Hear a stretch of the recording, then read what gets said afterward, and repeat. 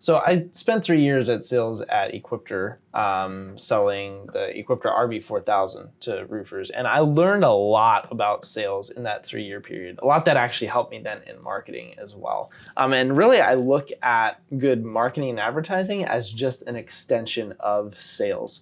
To be effective in sales, you need to be effective in communication, clearly communicating, finding out what the person needs and what you have to offer, how that can help solve that person's needs in a way that it's valuable enough that they're willing to pay you for it.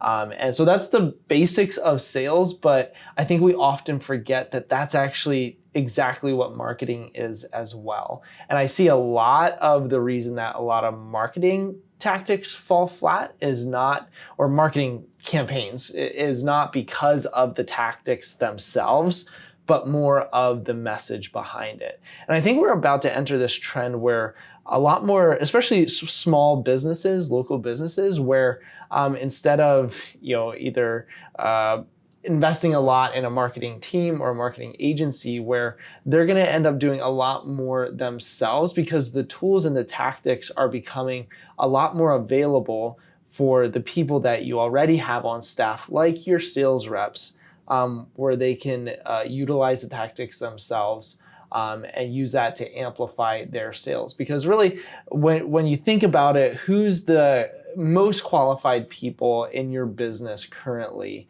to sell your product, to message your product? And most times it's maybe you yourself as an owner or your best sales rep. So it makes a lot of sense to have these people actually creating your messaging, your marketing and advertising content as well through videos. So that's definitely one trend that I see coming. As far as the sales process, and again, I've seen, this is what I recommend for most companies, but a simple sales process, if you're in sales, it kind of goes like this. So I'm working off of inbound leads right now for about the next hour or so. Just going through inbound leads, that we've gotten through Boost Point over the weekend. So my process through this is to get in touch with them as soon as possible is number one. Your chance for getting a hold of someone astronomically increases if you can do it within several minutes actually of them maybe completing the form, if that's the way you're getting leads.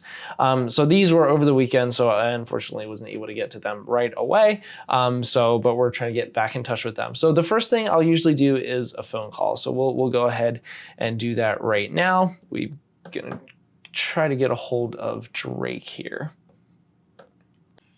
Hey there, is this Drake? Hey there, this is Sam Byler calling with Boost Point, the marketing software for contractors. How are you doing? Awesome. I just wanted to give you a quick call. I noticed you were looking into our product over the weekend, the marketing software for contractors, and just wanted to see if you had any questions at all that I could help you out with.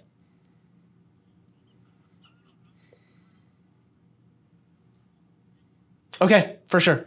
All right, we'll see you, Drake. Bye.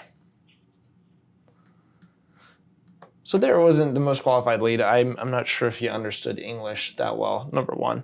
But that's the first thing, is filtering through your leads, finding the ones that are quality and the ones that are not. But if you never reach out to them, you'll never know. So you'll never know which people to follow up with. So everyone, in my opinion, should have a CRM, or almost everyone. I've met a couple roofing companies that do really well without a CRM, but they have a good process. So maybe I'll rephrase that every business should have a good process for their sales. Most people package that in a CRM, and the one we use is HubSpot.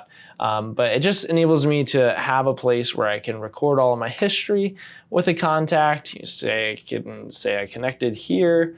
So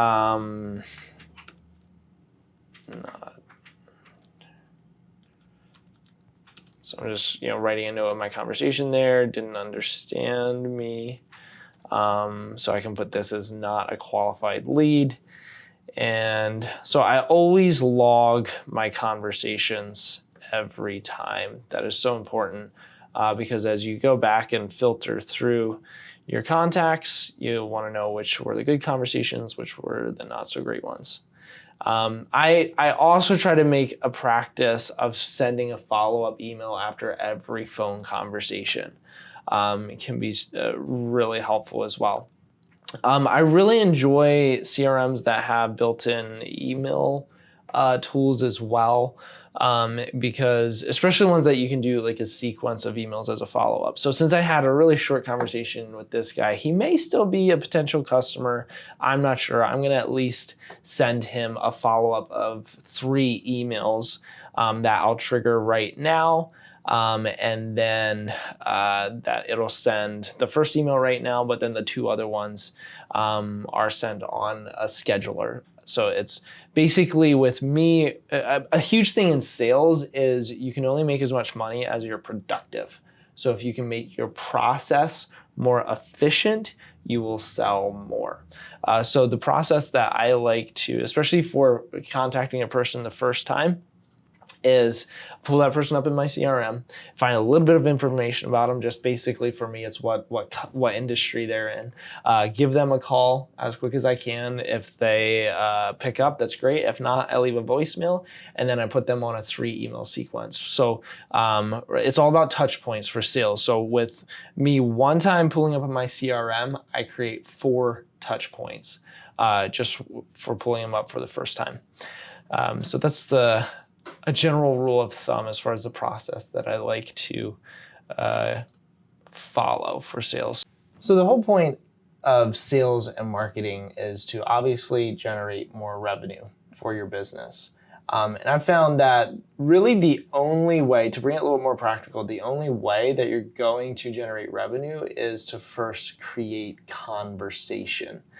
Because if you don't communicate, if you don't have any conversation with anybody, there's not going to be an open door to potentially sell to that person. So there's a million different ways that, again, you can start conversations. Some of this is just through knowing people, and that's often how we start our businesses. We have these established relationships, so it's easy to start conversations. But we really need to think about even our marketing tactics in this way too. Like, what's the easiest, what's the lowest amount of friction that we can create valuable conversations? Because when we can create that conversation, bring it into a sales conversation then with either yourself or one of your sales reps, then there's opportunity there to close that sale. But how do you open up that conversation? And with the premise of building as much trust at the get-go of the start of that conversation as well, because that's another thing too, of like, depending on where this conversation comes, the sales conversation isn't the best. I mean, I know you probably, bought a lot of leads, maybe even from like Home Advisor and just these different services. And a lot of times the context of where that person is coming into the funnel and then you actually reaching out to them, there's like no trust established. So like you have to work really, really hard to establish trust. Where if you can bring that conversation in at the right point, there can already be some trust generated. And that's the one thing I love about hyper-targeted Facebook ads, is because if you target the neighborhoods that you're already working in, there's already some trust established there because they probably already recognize your brand in the neighborhood. So then, when they either call you or fill out a form from that ad, there's already some recognition there. The way that you take that to the next step then as well is, instead of just doing maybe a photo of a roof or something, for your ad, where again, there's not much conversation happening with that form of communication with an advertisement of just a new roof. But if you can do an ad maybe with you or one of your sales reps actually talking and bringing value to that person, before you ever get that person on the phone, there's already an element of trust that you've built because they've consumed a video of you actually bringing value to them. So again, remember that to make more sales, you first have to generate more conversations. So think about it, what is the most cost-effective and most efficient way to create valuable conversations?